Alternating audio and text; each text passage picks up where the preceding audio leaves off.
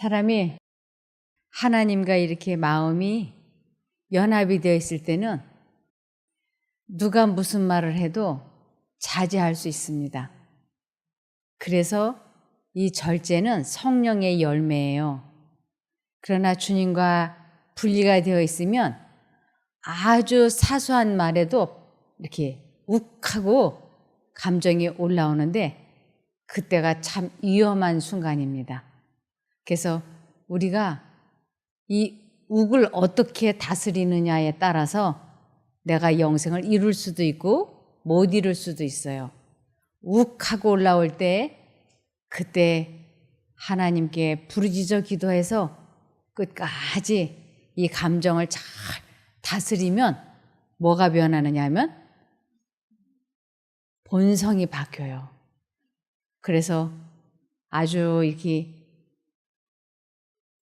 수다스러운 말 많은 것도 매 순간순간 하나님께 기도함으로 그 말에 절제도 시킬 수 있고 또 식욕을 절제하지 못해서 막 이렇게 몸이 불어날 때도 기도해서 그 절제를 해서 살이 찌는 걸 막을 수 있고, 그래서 내가 하나님과 어떻게 연합이 되느냐 되지 못하느냐에 따라서 우리들은 스스로를 다스릴 수도 있고 다스리지 못할 수도 있게 됩니다. 여기 다윗이 하나님과 이렇게 연합이 되어 있을 적에는 자기를 이렇게 비웃거나 자기를 이렇게 멸시를 해도 잘 참아냈어요. 이제 한번 보실까요? 사무엘하 16장 5절부터 다윗 왕이 바후림 마을에 가까이 이르렀을 때에 갑자기 어떤 사람이 그 마을에서 나왔는데 그는 사울 집안의 친척인 게라의 아들로서 이름은 시므이였다. 그는 거기에서 나오면서 줄곧 저주를 퍼부었다.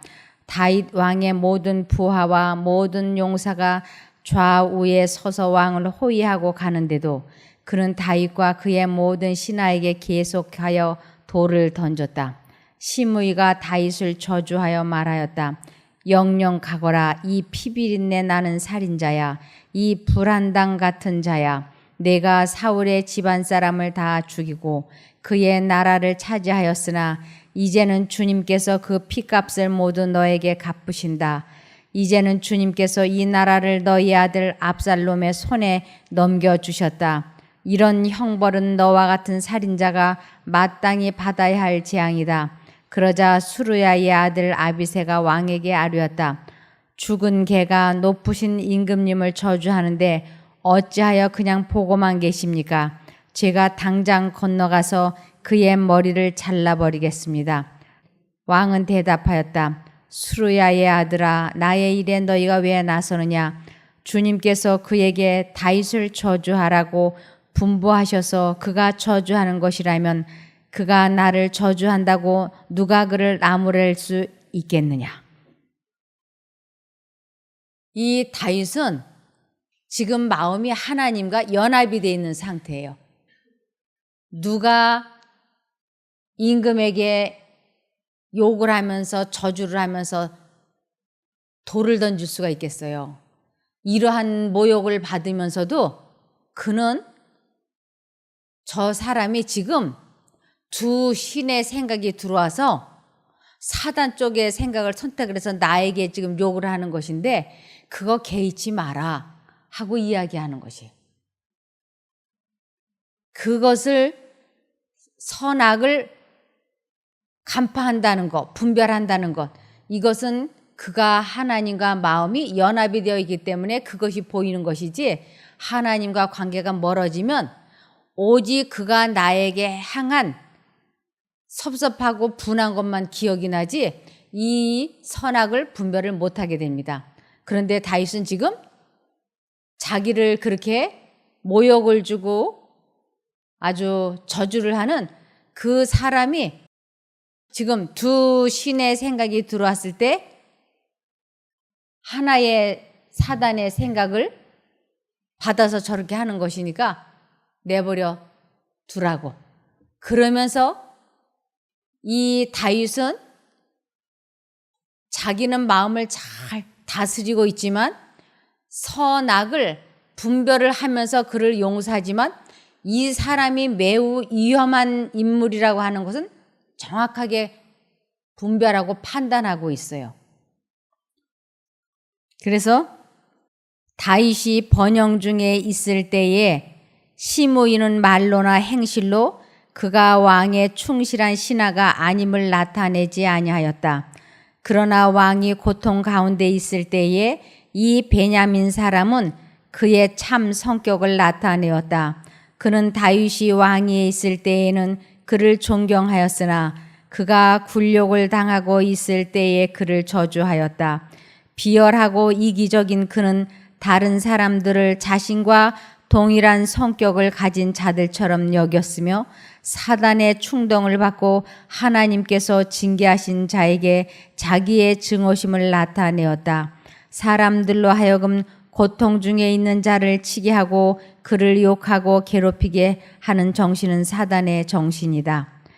다윗에 대한 시므이의 비난은 전적으로 거짓말이었으며 근거 없고 악의에 찬 중상이었다. 다윗은 사울이나 그의 집에 대하여 악을 행하는 죄를 범하지 아니하였다. 사울이 완전히 그의 세력 아래 들어와 그를 죽일 수 있는 때라도 사울의 겉옷 자랑만을 배웠던 다윗은 이제 시므이가 여호와의 기름 부음을 받은 자에게 이런 불경을 나타내는 것을 보고도 오히려 자기 자신을 책망할 뿐이었다. 다윗은 이때 아주 하나님과 잘 연합이 되어 있는 상태였어요. 그래서 하나님과 마음이 연합이 되어 있다라고 하는 것은 그가 회개를 하고 하나님의 용서를 그 마음에 받아들였을 때 나타나는 열매가 온유함입니다. 사무엘하 16장 11절. 그런 다음에 다윗이 아비새와 자기의 모든 신하에게 말하였다. 생각하여 보시오. 나의 몸에서 태어난 자식도 나의 목숨을 노리고 있는데 이러한 때에 하물며 저 베냐민 사람이야 더 말해 무엇하겠소. 주님께서 그에게 그렇게 하라고 시키신 것이니 그가 저주하게 내버려 두시오. 혹시 주님께서 나의 이 비참한 모습을 보시고 오늘 시므이가 한 저주 대신에 오히려 나에게 좋은 것으로 갚아주실지 누가 알겠소. 다윗과 그 부하들은 계속하여 길을 갔다. 그래도 시므이는 여전히 산비탈을 타고 다윗을 따라오면서 저주하며 그 곁에서 돌을 던지고 흙먼지를 뿌렸다. 다윗은 자신의 죄에서 그가 고통당하는 원인을 찾았다. 선지자 미가의 말은 다윗의 마음을 감명시킨 그 정신을 풍기고 있다. 어두운 데 앉을지라도 여호와께서 나의 빛이 되실 것이미로다. 내가 여호와께 범죄하였으니 주께서 나를 위하여 심판하사 신원하시기까지는 그의 노를 당할 것이다. 여호와께서는 다윗을 버리지 않으셨다. 가장 쓰라린 학대와 모독 중에서도 겸손과 무아의 정신과 관대함과 유순함을 나타낸 그의 이 같은 경험의 이야기는 그의 온 생애의 경험 중에 가장 고상한 사건 중에 하나이다. 이스라엘의 통치자 다윗이 가장 처절한 외적 굴욕을 당하던 이 시간보다 하나님 보시기에 참으로 더 위대한 때는 결코 없었다. 다윗이 그가 왕위에 있을 때 어느 누구도 그 사람의 명을 어겨본 적이 없었어요. 그런데 자기가 잠시 잠깐 쫓기는 신세가 되었다고? 정말 하룻강아지 법무서인 줄 모르고 자기에게 흙먼지를 던지고 돌을 던지고 욕을 하고 이러는 사람을 보고도 그 마음이 화를 내지 아니하고 그를 용서해 주는 것은 다윗이 예수님의 마음을 갖지 않고서는 일어날 수 없는 일입니다. 만일 하나님께서 다윗이 범죄하기를 계속하여도 견책하지 않으시고 하나님의 명령을 범하면서도 왕위에서 평화와 번영을 누리게 하셨더라면 해이론자와 이교도들은 다윗의 역사를 인용하여 성경의 신앙을 비난하는 어떤 핑계를 삼았을 것이다. 그러나 다윗으로 하여금 겪게 하신 그 경험을 통하여 여호와께서는 당신께서 죄를 허용하시거나 묵인하실 수 없으심을 나타내셨다. 그리고 다윗의 역사는 또한 하나님께서 죄를 처리하시는 크신 목적을 우리로 알 수 있게 하며 비록 가장 침울한 형벌을 통하여서도 당신의 은혜와 자비의 목적을 성취하신다는 것을 우리로 알 수 있게 하신다. 하나님께서는 다윗을 해초리 아래로 지나가게 하셨으나 그를 멸하시지 않으셨다. 풀무는 정결하게 하기 위함이지 태워 없애버리기 위함이 아니다. 여호와께서 말씀하시기를 내 율례를 파하며 내 계명을 지키지 아니하면 내가 지팡이로 저희 범가를 다스리며 채찍으로 저희 죄악을 징책하리로다. 그러나 나의 인자함을 그에게서 다 거두지 아니하며 나의 성실함도 패하지 아니하리라 하셨다. 하나님께 형벌을 받는 것, 하나님께 채찍을 맞는 것, 징계를 받는 것, 이것을 많은 사람들은 하나님께서 직접 사람들에게 어떤 질병을 주시고 사고가 나게 하고 그러는 건 줄 오해하고 있습니다. 하나님께서 형벌하신다, 징계하신다, 이것은 사단이 이 사람을 치려고 할 때 하나님의 보호의 손길을 주시지 않는 것이에요. 보호의 손길을 거두신 상태에서 사단이 이렇게 이 사람을 괴롭히는 것을 하나님께서는 형벌하셨다라고 표현하는 것입니다. 마치 형제가 있는데 동생이 형에게 자꾸 깐죽깐죽 이렇게 시비를 걸고 까불 때 있어요. 그럴 때 엄마는 형의 성격을 잘 아니까 얘야 그만해라, 형에게 그렇게 함부로 말하면 안 된다, 그만해라 그러는데도 엄마 말을 안 듣고 자꾸 깐죽깐죽 시비를 걸고 형의 머리를 쿡 쥐어박고 그러면은 엄마가 저러다가 된통 당할 텐데 알지 않겠어요? 그래서 자꾸 주의를 주는 것이에요. 너 그러다가 형한테 된통 얻어맞는다. 너 잘못하면 그러다가 이빨 부러지게 맞을 수도 있어. 이렇게. 이거는 뭐예요? 형의 성격을 잘 아니까 자꾸 주의를 주는 거예요. 그러지 마라. 그런데 가만히 보니까 이게 엄마가 자꾸 주의를 주는데도 엄마 말을 무시하고 계속 그래요. 그러면 드디어 엄마가 볼 때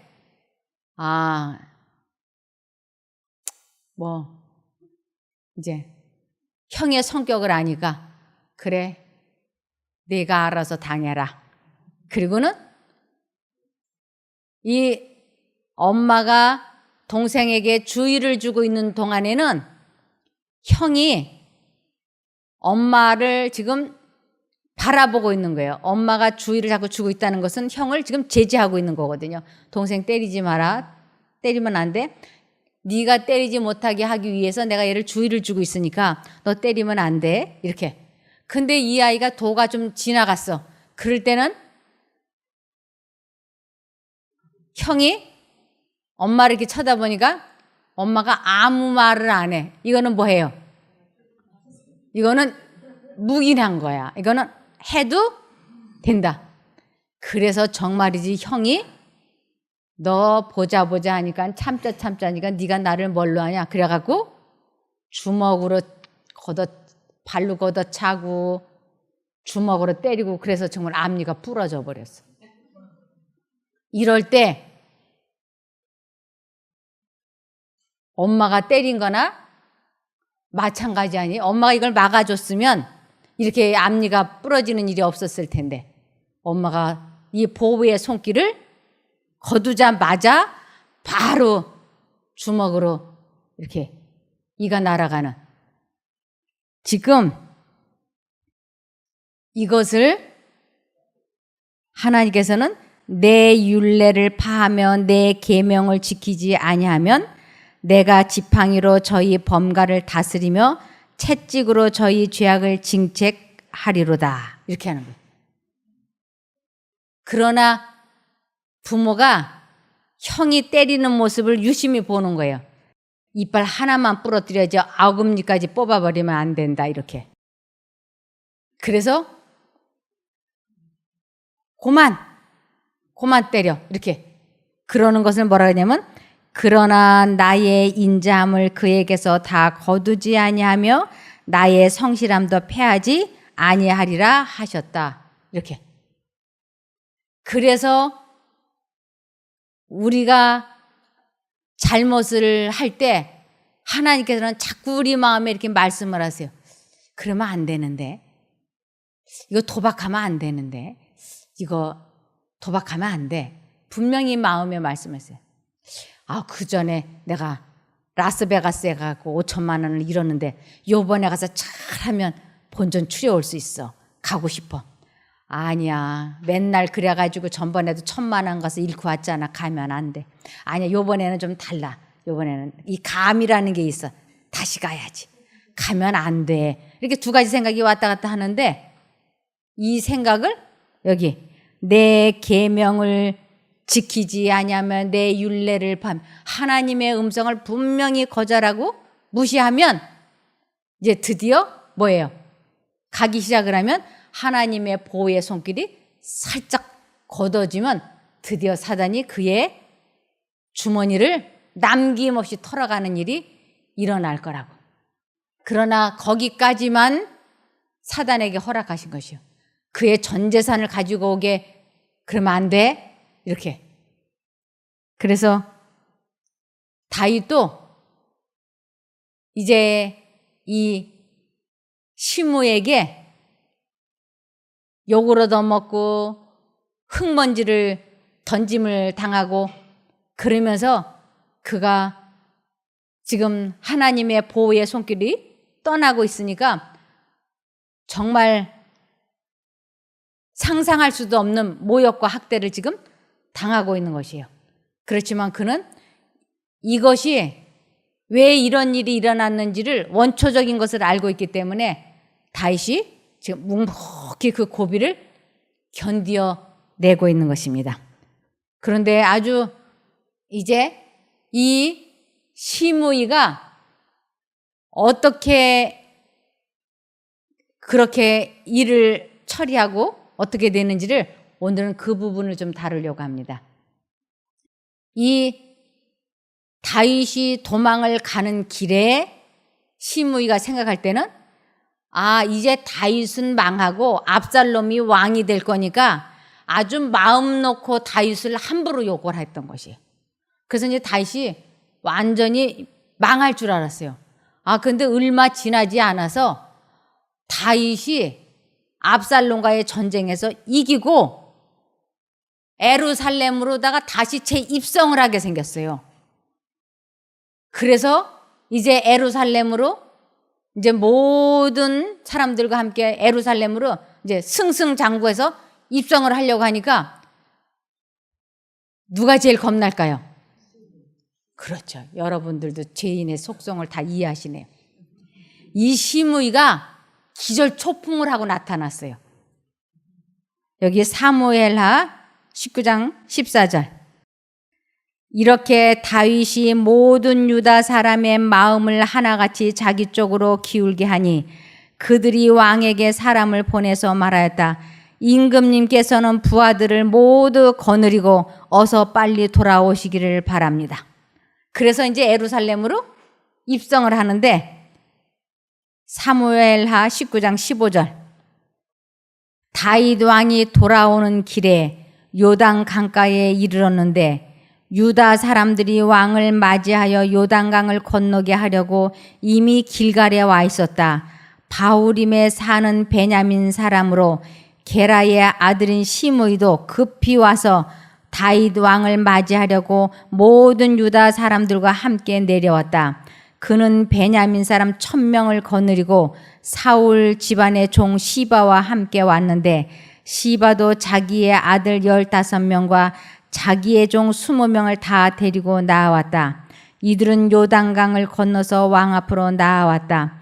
그들은 왕의 가족이 강을 건너는 일을 도와서 왕의 환심을 사려고 나룻배로 건너갔다. 왕이 요단강을 건너려고 할 때에 게라의 아들 시므이가 왕 앞에 엎드려서 말하였다. 임금님, 이 종의 허물을 마음에 두지 말아 주십시오. 높으신 임금님께서 예루살렘에서 떠나시던 날 제가 저지른 죄악을 임금님께서는 기억하시거나 마음에 품지 말아 주십시오. 바로 제가 죄를 지은 줄을 이 종이 잘 알고 있습니다. 그렇기 때문에 제가 오늘 요셉 지파의 모든 사람 가운데서 맨 먼저 높으신 임금님을 맞으러 내려왔습니다. 수르야의 아들 아비새가 그 말을 받아서 왕에게 말하였다. 주님께서 기름 부어 세우신 분을 시므이가 저주하였으니 그것만으로도 시므이는 죽어야 마땅한 줄 압니다. 그러나 다윗이 말하였다. 수르야의 아들들은 들어라. 나의 일에 왜 너희가 나서서 오늘 나의 대적이 되느냐. 내가 오늘에서야 온 이스라엘의 왕이 된 것 같은데 이런 날에 이스라엘에서 사람이 처형을 받아서야 되겠느냐. 왕이 시므이에게 맹세하였다. 너는 처형을 당하지 않을 것이다. 이래서 시므이는 살아남았어요. 열왕기상 2장 8, 9절. 이제 다윗이 자기가 이제 죽을 날이 가까우니까 아직 자기에게 온전한 정신이 남아있을 때 이 자기 아들 솔로몬에게 왕위를 넘겨주면서 이 사람들이 살아있으면 앞으로 솔로몬에게 큰 위험한 사람이 되겠다라고 생각되어지는 죄를 지었으나 용서해주고 살려놓은 사람들이 있어요. 그러나 이 사람들을 살려놓으면 앞으로 솔로몬에게 큰 적이 되고 이 나라가 위험할 수 있다고 생각되는 사람들을 몇 사람을 이렇게 찝어줘요. 열왕기상 2장 8, 9절입니다. 보아라, 바후림에서 온 베냐민 사람 게라의 아들 시므이가 너와 함께 있다. 내가 마하나임으로 갈 때에 그가 심한 독설로 나를 저주하였으나 그가 나를 맞이하러 요단으로 내려왔으므로 내가 그에게 여호와로 맹세하기를 내가 너를 칼로 죽이지 않을 것이다 라고 말하였다. 그러나 이제 너는 그를 무죄한 자로 여기지 마라. 너는 지혜로운 사람이니 네가 그에게 어떻게 행하야 할지 잘 알 것이다. 너는 그가 백발이 되어 피 흘리며 스올로 내려가게 하여라. 그를 죽도록 하라고. 그래서 여기 너는 지혜로운 사람이니 네가 그에게 어떻게 행하야 할지 잘 알 것이다. 아주 이 시므이를 죽게 하는데 지혜롭게 잘해야 된다. 왜냐하면 이 시므이가 사울 왕의 가족의 친척의 한 사람인데 그 밑에 사람들이 많이 있는 거예요. 다윗의 공적 업무가 이제 막 끝나려 하고 있었다. 그는 자신이 곧 죽으리라는 것을 알고 있었다. 그는 자기 사업의 여러 가지 문제들을 복잡한 상태로 남겨둠으로써 아들의 마음을 번거롭게 하지 않았다. 그에게 육체적, 정신적 힘이 충분히 남아있을 때 그는 나라 일을 가장 사소한 문제까지 정리하였고 시므이의 문제에 관해서도 잊지 않고 솔로몬에게 경고해 두었다. 그는 시므이가 나라의 골칫거리가 될 것임을 알았다. 그는 성질이 난폭하고 공포심에 호소하지 않고는 계속 다스릴 수가 없는 위험 인물이었다. 그가 도전할 때는 언제나 반역의 원인이 되었고 기회를 잘 만나기만 하면 솔로몬의 생명을 서슴지 않고 취할 것이었다. 시므이의 존재가 이러한 것이었어요. 그래서 이제 솔로몬에게 이 시므이를 이제 넘기고 다윗은 죽었어요. 그래서 이제 이 솔로몬이 이 시므이를 어떻게 대하는지 보시겠습니다. 열왕기상 2장 36절.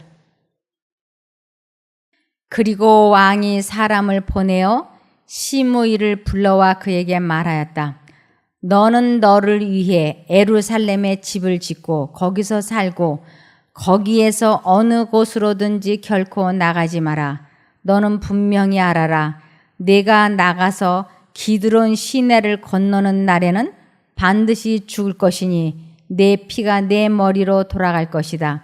그러자 시므이가 왕께 대답하기를 그 말씀이 좋으니 내 주 왕께서 말씀하신 대로 왕의 종이 그대로 하겠습니다. 하고 예루살렘에서 오랫동안 머물렀다. 그는 예루살렘에서는 얼마든지 살 수 있지만 이 강을 건너면 죽으니까 건너지 말라고 말했는데 본인이 들어보니까 이게 예루살렘 안에서만 살면 굳이 저 강 건너갈 일이 없는 거예요. 그래서 좋다고. 그래서 그 솔로몬의 지시에 선뜻 약속을 했어요. 그리고 나서 3년이 지났어요. 39절. 3년이 지났을 때 시므이의 두 종이 가드 왕 마아가의 아들 아기스에게로 도망하였는데 사람들이 시므이에게 보십시오. 지금 당신의 종들이 가드에 있습니다. 하고 알려주었다. 시므이가 일어나 나귀의 안장을 얹고 종들을 찾으러 가드의 아기스에게 갔으니 시므이가 가서 가드에서 자기 종들을 데리고 왔다. 시므이가 예루살렘을 떠나 가드에 갔다가 돌아왔다는 말이 솔로몬에게 전해지자 왕이 사람을 보내어 시므이를 불러와 그에게 말하였다.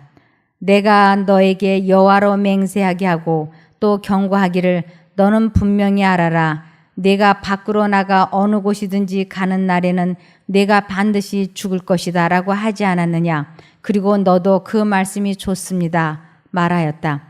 그런데 내가 어찌하여 여호와로 맹세한 것과 내가 내게 내린 명령을 지키지 않았느냐. 왕이 시므이에게 또 말하였다. 내가 내 마음으로 인정하는 모든 악행을 내 스스로 알 것이니 곧 내가 내 아버지 다윗에게 행한 것이다. 그러므로 여호와께서 내 악행을 내 머리에 돌리실 것이다. 그러나 나 솔로몬 왕은 복을 받고 다윗의 보좌는 여호와 앞에서 영원토록 경고할 것이다. 왕이 여호야다의 아들 분하야에게 명령하니 그가 나가서 시므이를 쳐서 죽였다. 이렇게 하여 왕국이 솔로몬의 손에서 경고해 줬다. 다윗이 이 지혜로운 솔로몬에게 이 문제를 너는 지혜로운 사람이니 지혜롭게 행하라고 유언을 했고 솔로몬은 이 시므이에게 약속을 하게 하고 그래서 자기 스스로 약속한 것에 자기가 걸려 넘어져서 시므이는 결국은 처형당한 것입니다. 우리들이 인생을 살면서 사람의 마음으로는 상대방의 아주 작은 사소한 잘못도 용서할 수 없습니다. 사람들이 내가 그 사람에 대해서 이해해야지, 용서해야지 그런 마음을 내가 먹는다고 해서 내 마음이 그를 이해가 되고 동정이 되고 용서가 되고 그러면 얼마나 좋겠어요. 그러나 사람은 아주 작은 사소한 섭섭함도 잘못도 실수도 용서도 안 되고 이해도 되지 않습니다. 그것이 마음속에 몇 번 돌고 돈다는 것은 그 마음속에 저장을 하기 위함이에요. 그래서 상대방에 대한 어떤 좋지 않은 약점이나 결점을 마음속에 몇 차례 이렇게 생각을 하고 나면 그것이 컴퓨터에 저장을 누른 것과 같이 이 마음속에 딱 저장이 돼요. 그리고 나면 나중에 기회가 주어져서 말할 수 있는, 행동할 수 있는 기회가 주어지면 그 저장된 것이 샥 튀어나와요. 그러면서 내가 말 안 하려고 그랬는데 15년 전에 그때 이러고 저러고 그래가지고 내가 기분이 나빴다. 이렇게 얘기한다니까요. 15년 동안 용서가 된 거예요, 안 된 거예요? 마음속에 돌멩이 같은 걸 흙 속에 묻어놓은 거예요. 그리고 기회가 될 때 이 흙을 파헤치고 마음속에 있었던 돌멩이를 꺼내가지고 상대방에게 던지는 것이에요. 그래서 참사랑은 상대방의 실수와 약점과 결점을 생각하지 않는 것을 그를 용서했다, 사랑했다라고 인정을 해주는 것이에요. 근데 우리 마음속에 상대방에 대한 섭섭함, 분노가 마음속에 뿡 하고 신호를 울릴 때 내가 그거 용서했는데 용서 안 했나? 이렇게 생각이 될 수 있어요. 근데 나는 그것을 용서한다고 했지만 사단은 내가 용서하지 않은 것처럼 또 기억을 되살려낼 때 그때 하나님, 제가 진심으로 이 사람을 용서하고 이 사람을 사랑하기를 원합니다. 저를 도와주십시오. 지금 이 생각을 사단이 저에게 머릿속에 주입시키고 있으니 이 생각을 하지 않을 수 있게 사단을 저에게서 물리쳐 주십시오. 하고 그 생각을 하지 않기 위하여 하나님을 향하여 부르짖는 것이에요. 예수님의 이름을 계속 부르는 것이에요. 그럴 때 하나님께서 사단에게 그 사람 마음속에 더 이상 그 좋지 않은 생각을 주입시키지 마라 하고 사단을 옆에서 물리쳐 주실 때 그것이 멈추어지는 것이지 사람의 힘으로는 내가 이 생각 안 해야지 해봐야 되지 않는 것이에요. 그래서 우리는 사람을 사랑할 수도 없고 용서할 수도 없는 거예요. 근데 내가 사람을 사랑할 수 있다고 생각이 되고 용서할 수 있다고 생각이 되어서 하나님을 매 순간 의지하지 않으면 그건 속은 것입니다. 그래서 매 순간 내가 마음속에 그 좋지 않은 생각이 일어나려고 할 때, 시비가 시작이 되려고 할 때 그때 즉시 하나님을 불러야지 돼요. 이것이 아주 결정적인 승리를 하느냐 못하느냐 하는 순간이에요. 여러분, 불이 요만큼 시작이 됐을 때는 물 한 바가지만 끼얹으면 탁 꺼지잖아요. 근데 이 불이 점점 커지면 나중엔 물 한 세숫대야를 갖고 한 바켓을 갖다 봐도 안 꺼지잖아요. 그래서 하나님께서는 우리들 보고 시비가 일어나기 전에 이 사단이 마음속에 쏘는 불화살을 끄라고 그랬어요. 사단이 쏘는 생각을 불화살이라고도 하고 검은 공이라고도 그래요. 사단이 마음속에 이 검은 공을 집어넣었을 때 그 검은 공을 받아가지고 재빨리 되돌려줘야지 돼. 그러면 마음이 깨끗한데 사단이 던진 검은 공은 먹물과 같이 새카만 거예요. 그 검은 공을 받아가지고 품고 있으면 이 검은 공에서 검은 어둠이 나와가지고 마음을 아주 힘들게 하고 그것이 깨끗한 마음으로 다시 정상으로 돌아가려면 아주 힘이 들고 대부분이 잘 되지 않는 것이에요. 그래서 하나님께서는 불화살, 사단이 어떤 좋지 않은 생각을 탁 주입을 시켰을 때 그 생각을 즉시 꺼버리라고, 이것을 초전박살한다 그래요.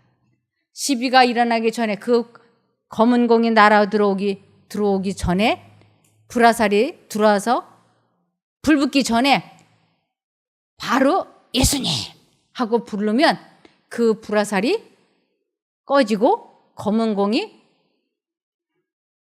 터지지 않는 것이에요. 그래서 우리들이 아주 매 순간마다 마음을 지킨다고 하는 것, 이게 얼마나 중요한지 몰라요.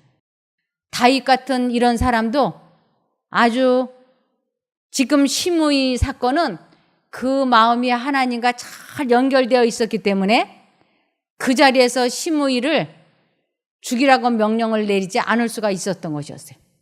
그런데 무비보셋 사건은 그가 하나님과 관계가 분리되어 있을 때 시바가 와서 무비보셋을 중상모략을 했을 적에는 한 번만에 다윗이 너무 큰 잘못을 한 것이, 자기의 생명의 은인의 아들에게 그렇게 했다고 하는 것은 아주 크나큰 잘못이지 않습니까?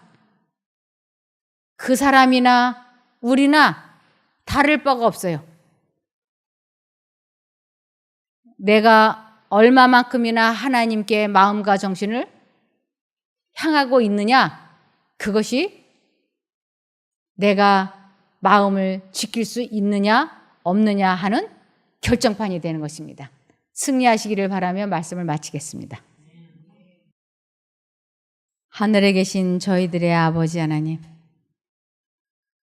저희들이 다윗처럼 매 순간마다 하나님께 의지하고 하나님을 믿고 하나님의 도우심으로 마음을 지킬 수 있게 도와주시옵소서. 저희들 마음속에 어떤 감정이나 이기심이나 질투나 분노나 열등감이나 낙담이나 좌절이나 유혹이나 이러한 것들이 마음을 어지럽히려고 시작할 때 즉시 하나님을 불러서 마음을 다스리고 마음을 지키는 체험을 할 수 있게 도와주시옵소서. 마음을 지켜질 때 그 마음속 깊은 곳에 찾아오는 하나님의 평강으로 저희들이 깨끗이 회복되어지는 경험을 하게 도와주시기를 예수님 이름으로 기도드리옵나이다. 아멘.